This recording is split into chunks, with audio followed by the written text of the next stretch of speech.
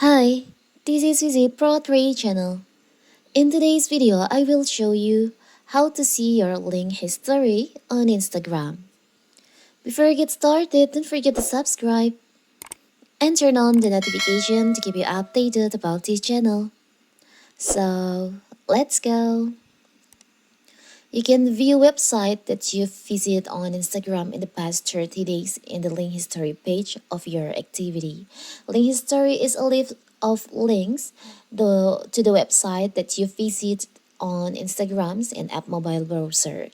So how to find it, how to check your link history on Instagram? It's so simple. So first of all, of course, we have to open our Instagram. Now you can tap on your profile. Tap on the upper right corner, the three lines over here.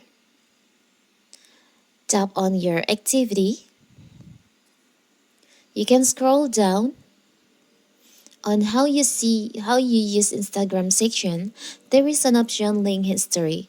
You can just tap on that. So here's all the link that you recently visit on Instagram. If you want to visit the link again, you can just tap on the link like this. So you will be directly going to the link. It's so simple, right?